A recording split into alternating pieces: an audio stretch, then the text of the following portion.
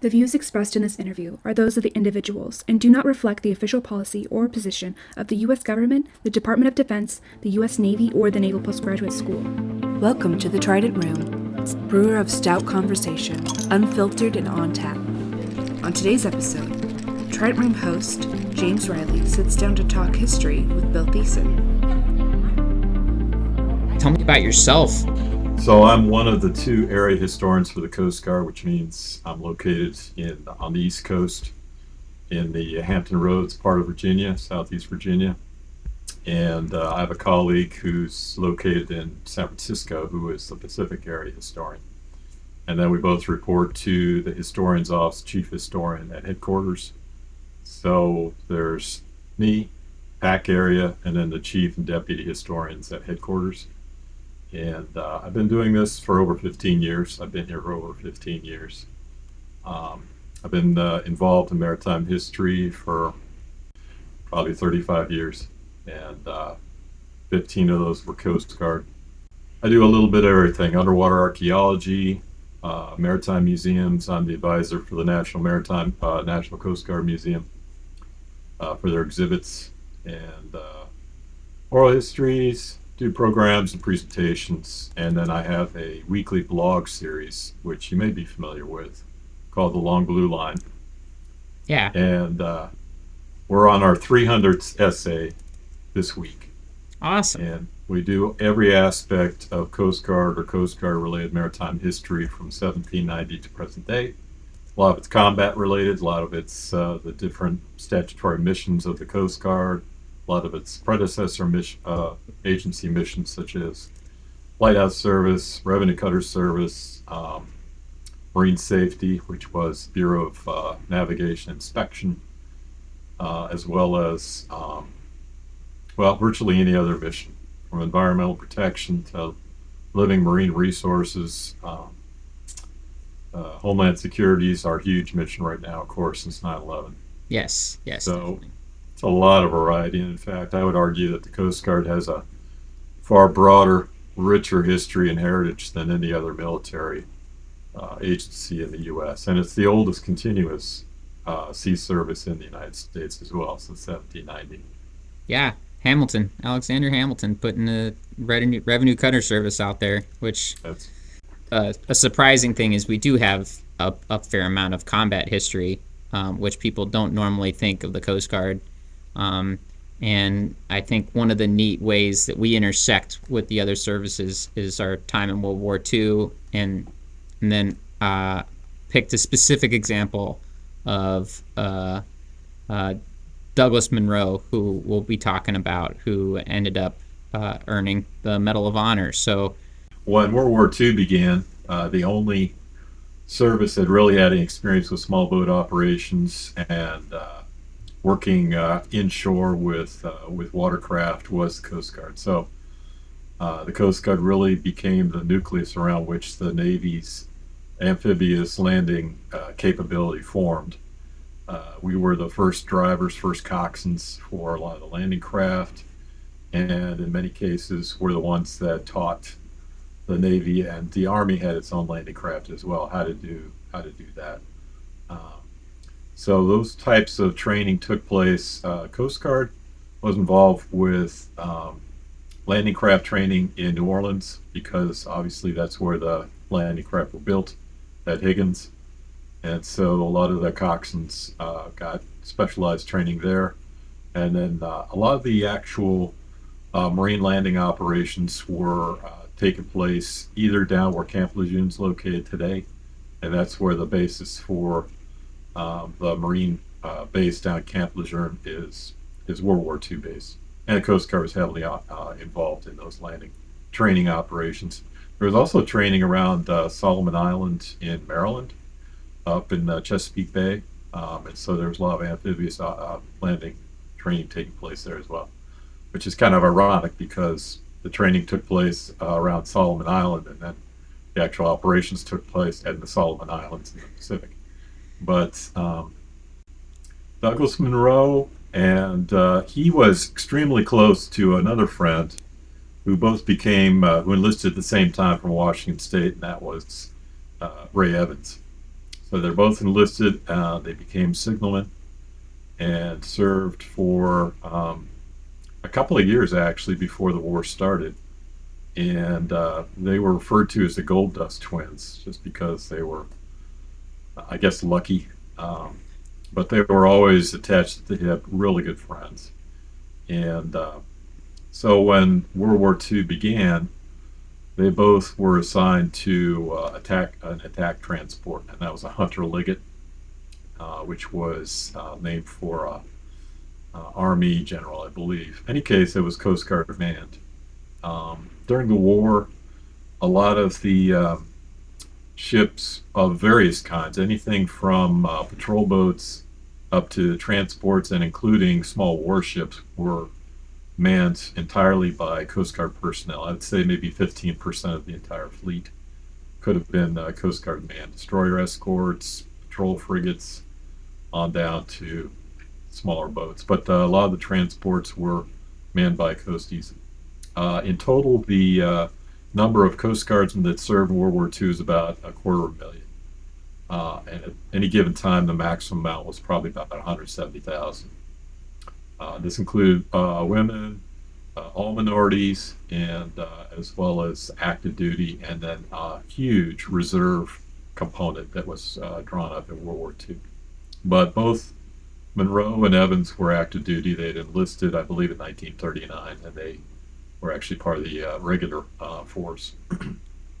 So, a little backstory on Guadalcanal. Guadalcanal, as you may know, took place in the summer of 1942. And one other battle I'll mention, which was not related to the Coast Guard so much, was the Battle of Midway. Took place in June of that year, June and then August for Guadalcanal. And if you lived back in those days, at first you thought perhaps you would have been, if you were an American back leading up to the World War II, you would have been surprised by the amount of territory that the Empire of Japan was capturing. It was a juggernaut that virtually nobody could oppose, certainly none of the Asian countries at that time, China. And it captured large swaths of Southeast Asia, Korea, Vietnam, all the way down to Malaysia and Singapore. So it was a huge part of the earth was captured and dominated by the Japanese. And obviously Pearl Harbor was a huge shock to American citizens. It was a strategic surprise. The Japanese had not even declared war before the actual attack. So it was, by most, I think a lot of military strategists knew it was coming, but the American public had no idea. So that's kind of giving you the backstory of what was going on at the time. Now the Battle of Midway, just to get back to that briefly, was a huge strategic success for the U.S. Navy, but it was the Navy's victory. There were no other outside of Marines that might have been on board the ships. There were no other American military forces involved in that great victory.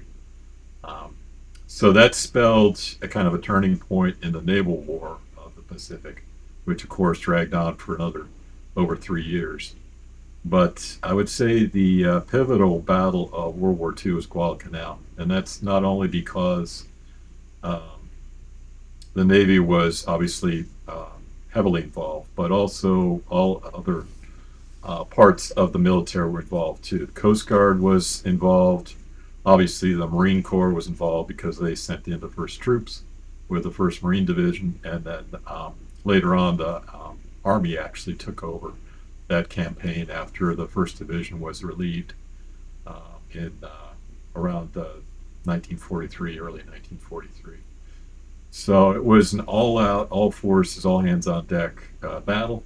And when we went into that battle in August of 1942, the Japanese had pretty much hit their high tide mark. They had captured and occupied the furthest reaches of their empire at that point. Solomon Islands being the farthest south that they had stretched. And of course, they were building an airfield on the island of Guadalcanal, and that was known by Allied forces. And so that's why Nimitz and other strategic planners decided to use that as the first test of U.S. forces, amphibious forces. There were two reasons. One was that airstrip being built by the Japanese could attack supply lines between Australia and other parts of the South Pacific. And also because the Japanese had stretched their supply lines pretty far to get all the way down to Guadalcanal, which is kind of the southern part of the Solomons. So there was a watchtower was the name of the operation. It was assembled in New Zealand. And strangely enough, I mean, the 1st Marine Division was shipped down there, and all kinds of other assets and men and personnel. And the attack on Guadalcanal was a pretty big surprise to the Japanese. They had no idea that Allied forces were going to focus on that target. So in August 7th, it's exactly 8 months after Pearl Harbor, the campaign took place, started off, and the Coast Guard actually supported not only through its transports, but also the coxswains and landing craft drivers were influential in landing troops. And most people focus on the island of Guadalcanal, but there were two branches to that invasion. One was the force called X-Ray, the other was Yoke. And I believe X-Ray was the one that was directed at Tulagi, which was actually the far better defended and fortified of the two. Tulagi was on the other side of Iron Bottom Sound from the island of Guadalcanal where the airstrip was. But it was also kind of the headquarters for local operations for the Japanese. Airstrip was being built, but it was not really fortified or manned with troops so much as Tulagi was. So Coast Guard coxswains were involved in landing troops. Many of them received the Silver Star for landing troops against heavily defended island, which kind of was a taste of what was to come, not only with Guadalcanal, but with a bunch of other island hopping campaigns. And they were driving the Higgins boats at this time? They were. And in fact, for anybody who's a real geek about landing craft, the original Higgins boats didn't really have a ramp on them. They were blunt-nosed with two machine gun tubs in the front, and then the Marines were actually expected to debark off the sides of the landing craft. Those are pretty high sides. That's a lot of freeboard that they got to climb up over, right? Right, yeah. And part of the problem was that if you jump over to the side, even if the bow is grounded, you never know how deep that water is. But I would say by 1943, you're seeing a lot more of the landing craft that most people associate with World War II, with D-Day, with an armored ramp that would deploy off the bow. And that was actually just a modified version of the one I'm telling you about, which was the blunt-bowed one. They just took the bow off, took the machine gun tubs off, and put a ramp on there. And they could, by doing that, they not only could have troops deploy right onto the beach, but they could carry a jeep or other shore-based assets. It's so funny. Yeah, it makes sense, now looking back at it, like, oh yeah, of course you'd have a ramp at the front of a landing craft, but that was also new. That's a lot of technology in early World War II was developed from lessons learned in World War I. Mm-hmm. So if you look at 1941, 1942, and then you compare it to what we had in 1945, it's just totally different technology, because by 1943, a lot of that technology was battle tested, and they were starting to build far more effective ships like LSTs were developed by about 43, and if you look at the assets that were used in Guadalcanal, they had something called an APD, and what it was a fast transport. And what they did was they took a bunch of, there are a bunch of surplus four-stacker destroyers from World War I, so they took out the engine spaces for two of the stacks, and they built in accommodations for a Marine unit inside this old four-stacker, and then they put four landing craft on davits on either side of that APD, and that was what they used for fast deployment of troops in amphibious operations for the first year or two. And they actually were pretty effective. And in fact, in the operation against Tulagi that I just mentioned, in August 1942, they used APDs. And Coast Guardsmen were the coxswains on those APDs. So, for example, the first recipients of the Silver Star in the Coast Guard were 4 coxswains that deployed from an APD and delivered Marines to Tulagi under heavy fire. So, where is the coxswain now on this on a Higgins boat? Where are they normally positioned, and what are they working with, basically? So, coxswains were actually in a very vulnerable position on the landing craft.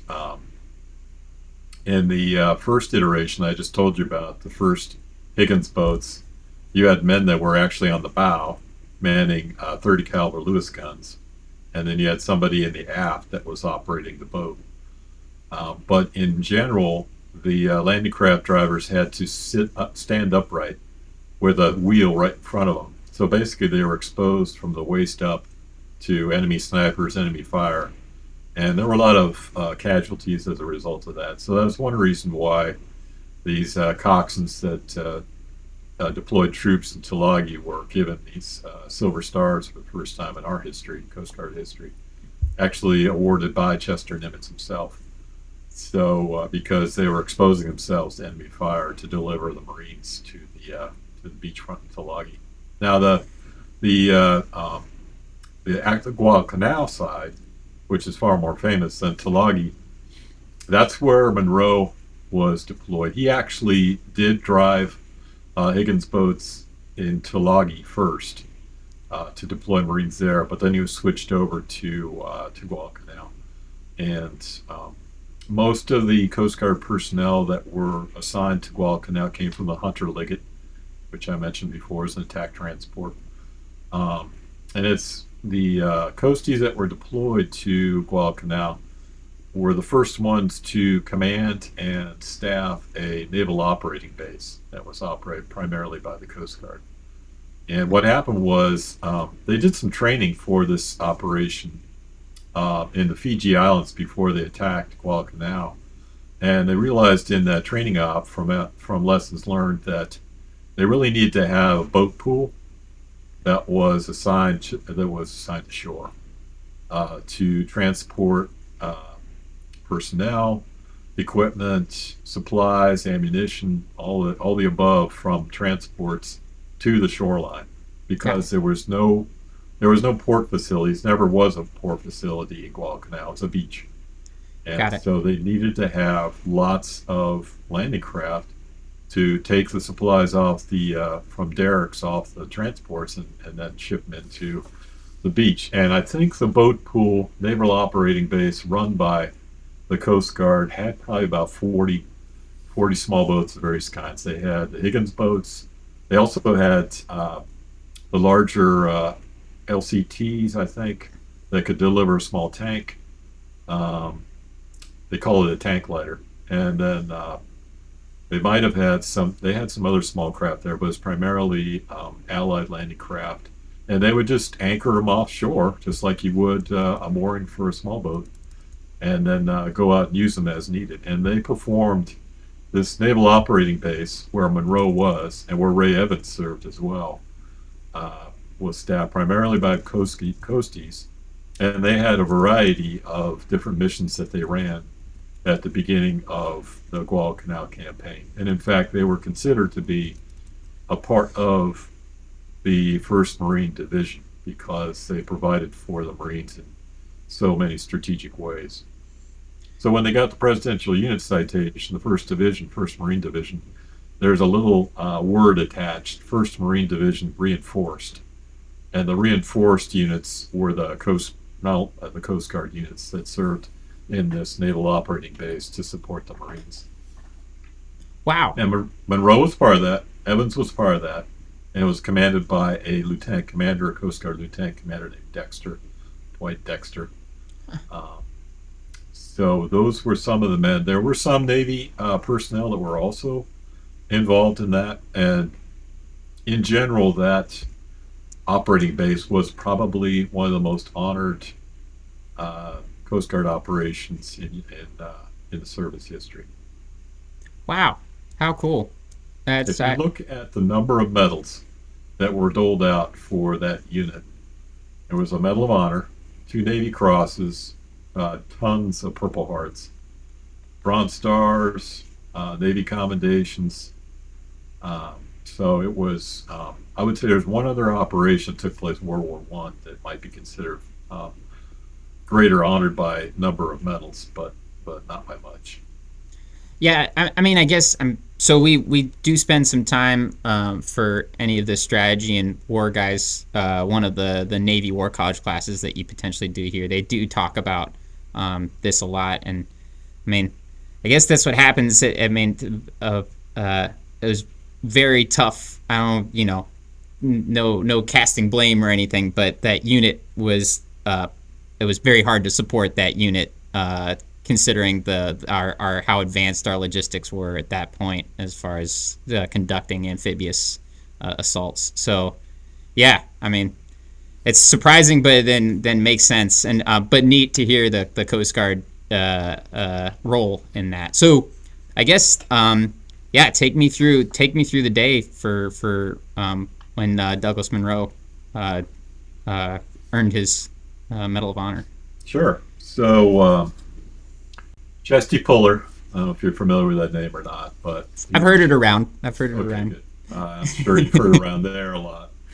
In any case, he was in charge of a regiment of the Marines, and so they had set up a defensive perimeter around Henderson Field airstrip that the Japanese were building, but had been turned into a Marine airfield, and. So what Puller wanted to do, he was a colonel at the time, he wanted to circle around behind enemy lines and try to attack the Japanese from behind, rather than trying to force their way through the enemy lines around Henderson Field. So what they devised was to deliver using these landing craft from the Naval Operating Base. They called it Cactus. NOB Cactus was the name of the unit there, the Coast Guard manned NOB. And so they devised in late September to use NOB Cactus landing craft to deliver the Marines around the backside of the Japanese lines. And Point Cruz was the location that they decided upon with Chesty Puller. Colonel Puller was actually out on board a Navy destroyer trying to kind of direct things from the water while his officers and men deployed on the beach. And somehow the Japanese either got wind of or were prepared for this amphibious landing by the Marine battalion there. And it was on September 27th. And so they encountered heavy fire. A lot of the Japanese used what they called knee mortars. I think they had small artillery units too, as well as machine guns and that sort of thing. And basically, were pushing the Marines back to the water after they had tried to get inland as far as they could, but they were suffering too many casualties to be effective. So they decided that they needed to be evacuated. And so after the boats got back to the Naval Operating Base, they'd actually delivered the troops. Dwight Dexter came out and asked Munro, would you be willing to lead a flotilla of our landing craft back over there to evacuate the troops? And Munro's answer was, hell yes. So he and Ray Evans were in charge of these landing craft, and there were quite a few that went back to pick up the Marines. They had some tank lighters, some other landing craft they used.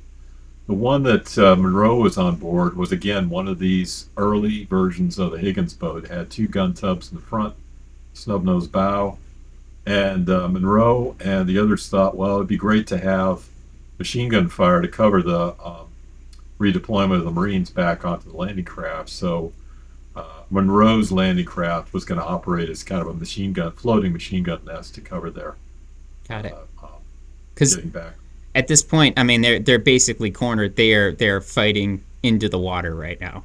That's right.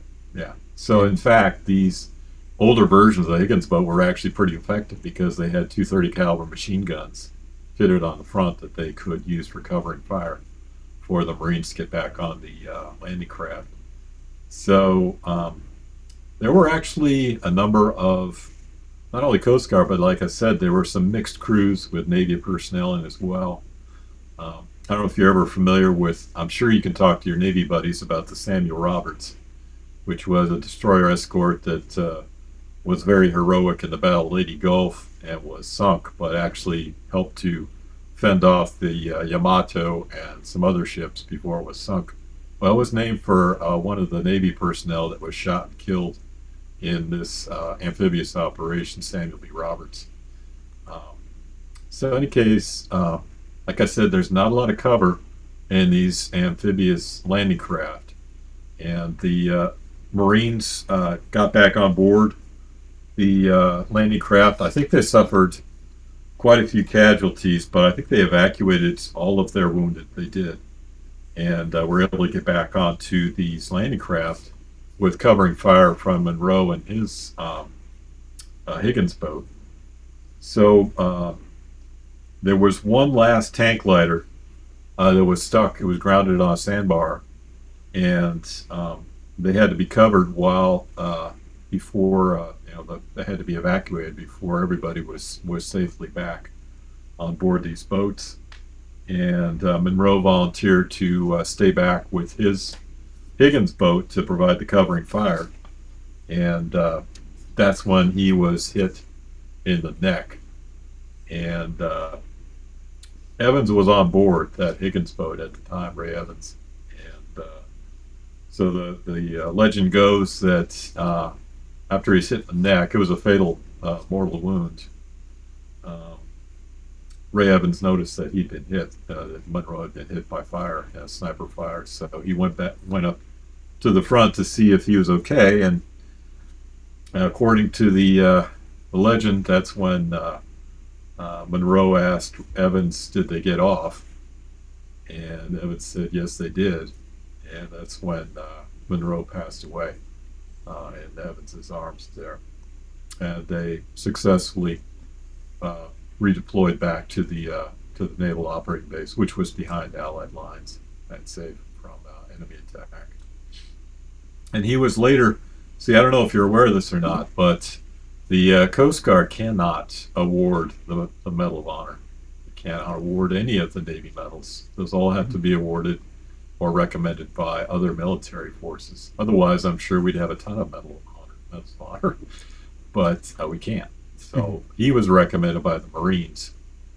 In fact, I think it might have been Chesty Puller for his Medal of Honor, which he received obviously posthumously later on in the war.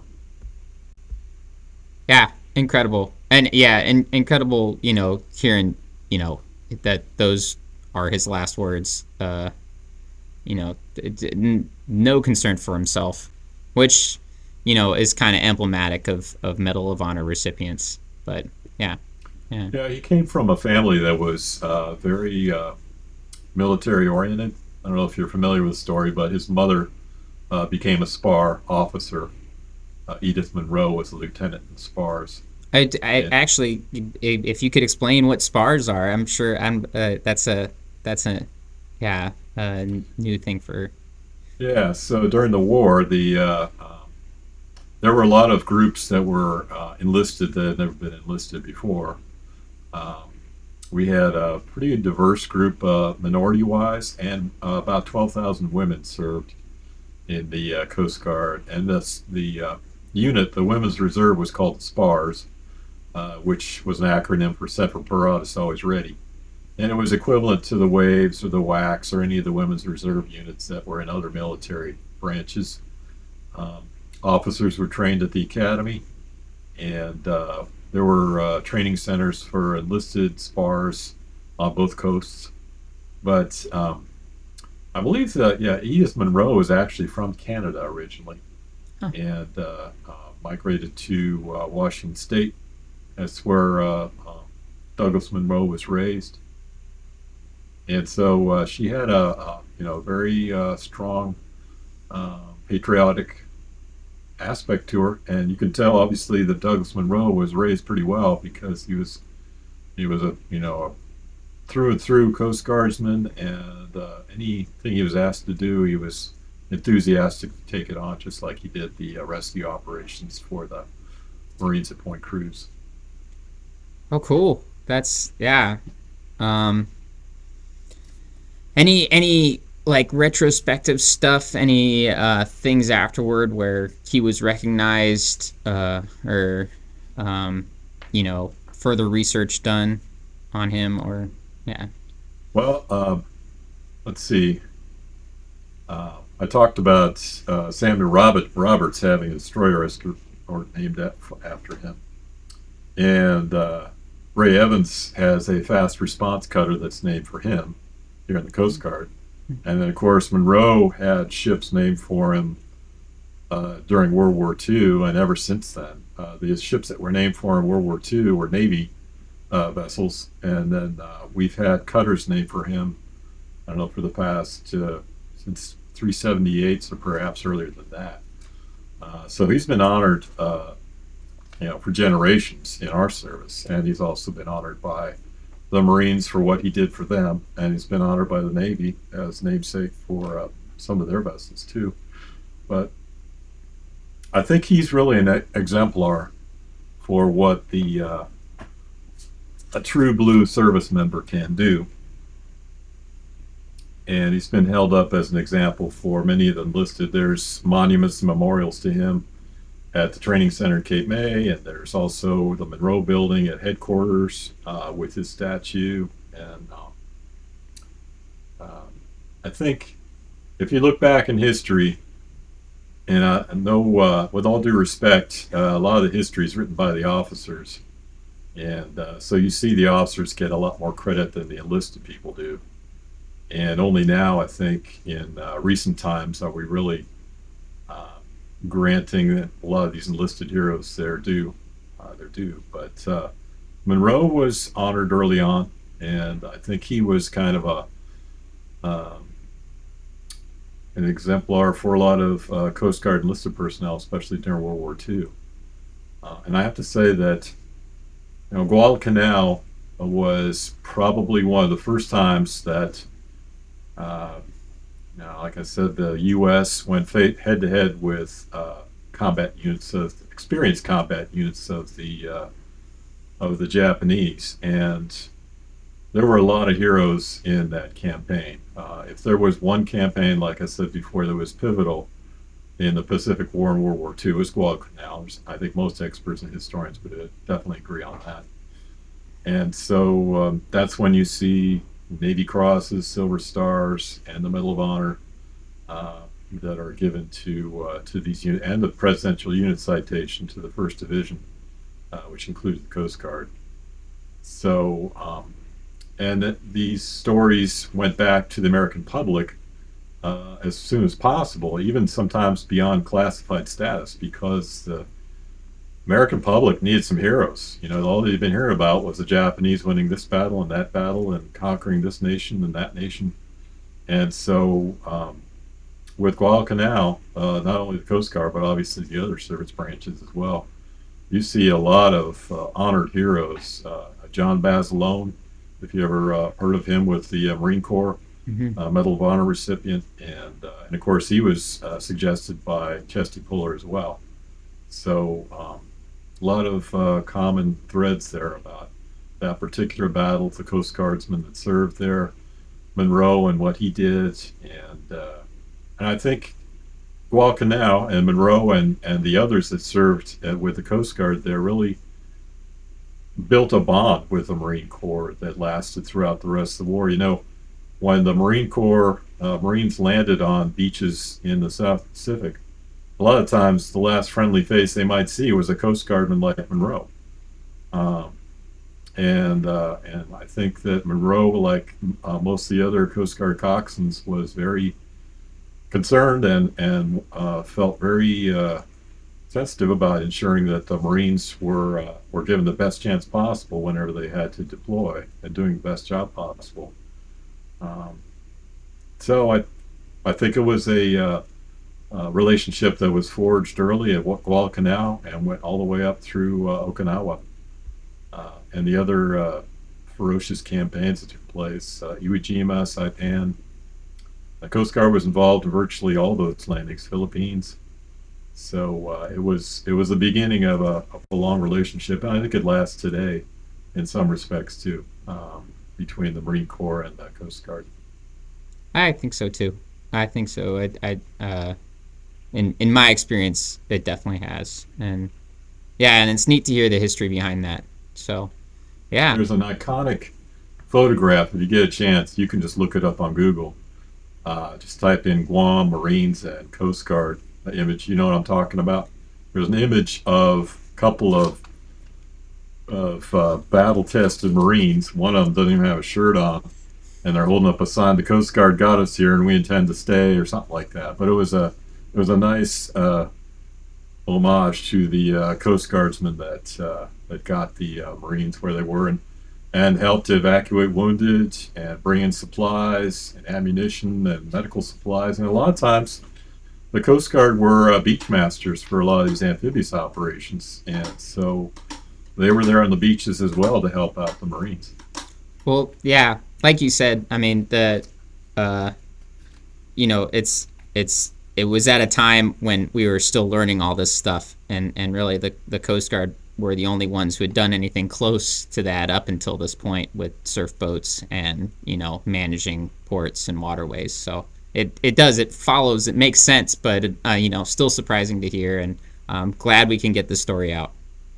Yeah, in fact, just to wrap it up, Guadalcanal is actually the scene of the worst casualty event in the war for a Coast Guard. They lost 200 men when the Serpents blew up offshore there in 1945.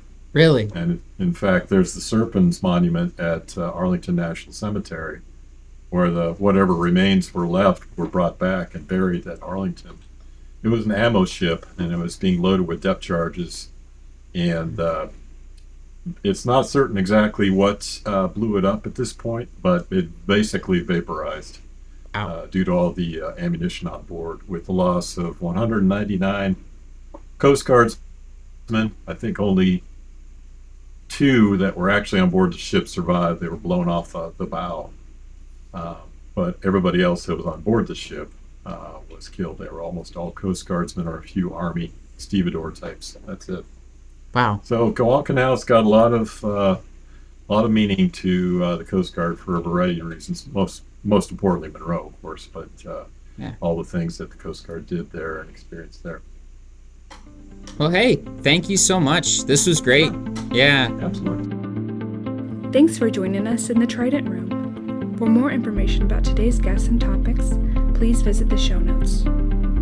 The Trident Room has been brought to you by the Naval Postgraduate School Alumni Association and Foundation. For questions, comments, and suggestions, please email us at tridentroompodcasthost@nps.edu and find us online at nps.edu/Trident Room